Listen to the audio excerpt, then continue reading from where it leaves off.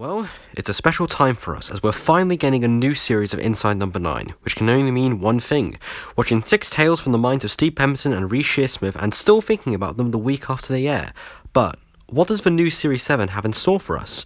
Well, each week I'll be going through each episode and giving my analysis and general thoughts on them.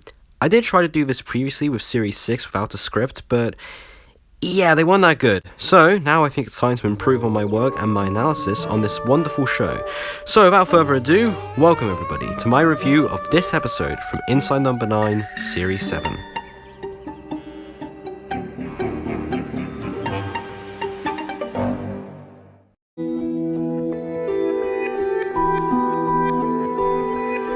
Usually when I make these videos, I try to go into as much detail as I can into the episodes, and do stuff beforehand like rewatch them and check out the Inside Number 9 podcast before writing the scripts. But usually when writing these intros for the videos themselves, I kinda struggle with writing them and try my best in order to hook you guys in as the audience, but I still manage to do them. Usually I'll try to glance at some elements the episode provides and see if it matches with the whole show, or give a brief hint towards how I feel about the episode itself. So with this episode in particular, I'll just say this: I have no idea how to write a brief intro for a random act of kindness, so I'll just get into my review as quickly as possible.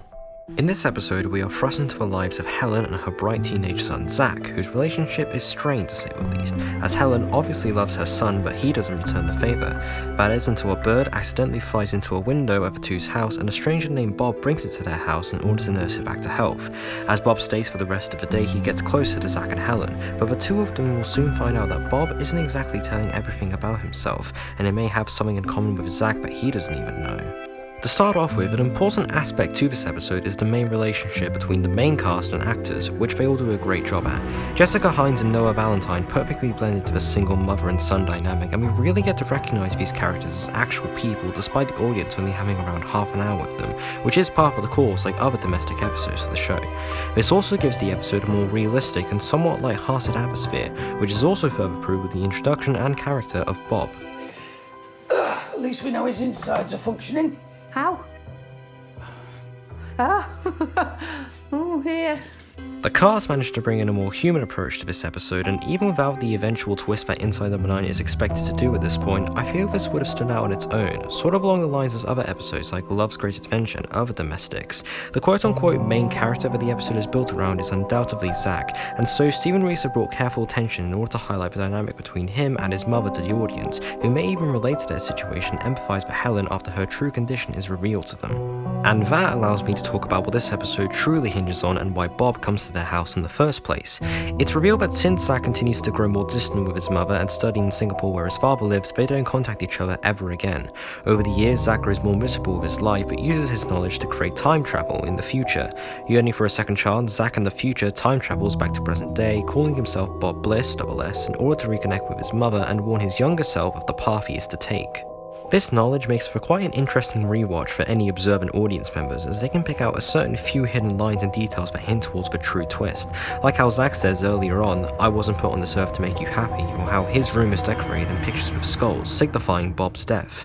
The future is always thrust back into the present day in this episode, like in how the clacks from the Newton's cradle become the clacking on Helen's iPad, or just the notion of Dr. Brown the Science Man giving these lessons on Newton's 3 laws in the first place, which can be used to establish how a character could be feeling or just to educate the audience, and slightly confuse them while Stephen Reece are at it. Is an equal and opposite reaction.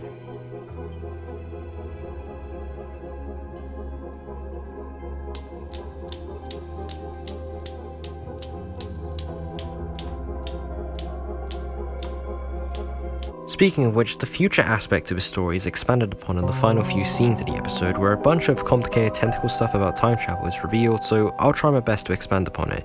Here's a flowchart if you want to make things more easier. So, in one timeline, Zach goes to uni at Singapore and Helen dies. Zach meets up with Rudolph and they create a time machine and is successful when they throw a bird inside of a prototype. Zach realizes he regrets his past actions and sends himself back to the past in order to convince past Zach to change his actions. He does, and now he has a better relationship with his mother, but chooses to instead study chemistry instead of science, developing a cure for cancer and being successful in the new timeline. However, the Rudolph from the original timeline realizes Zack has used the time machine and somehow sends a message to the Rudolph where Zack is successful and therefore the two would have never met. He tells him of the consequences of a new timeline and fearing a potential paradox he also warns Helen in the past. However, it is all for naught, but at his mother's funeral, Rudolph meets with Zack and tries to convince him to go back in time to fix everything, set things straight, and for Rudolph to be successful either with Zack or not. However, in their struggle, they inadvertently knock over a glass of coffee, which following Newton's third law of everything having an equal and opposite reaction, I think, knocks over Helen's cup of coffee in the past, which inadvertently causes the original timeline to happen. Sounds complicated? Very. Did I get the details right? Probably. Did me explaining it sound like the writing of a madman? Definitely.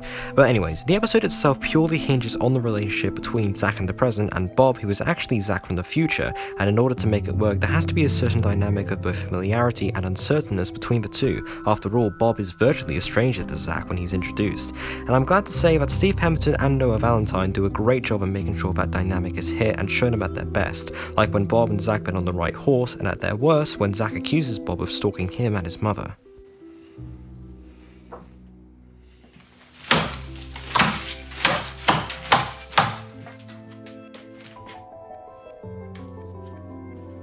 And, quite anticlimactically, that's really all they can talk about with a random act of kindness. I know there's probably more stuff I can get into, like the humour and the direction, but that's really all part of the course here, and there isn't that much other interesting stuff to talk about. Even though I'm wrapping this up a bit short, I do indeed like the episode, and it certainly makes for an interesting watch. It's probably the closest we'll ever see Inside Number 9 to a sort of Black Mirror-esque affair. The cast do a great job as ever, the story's unique from all the other episodes in the show, and it's yet another solid entry in both this show and this series.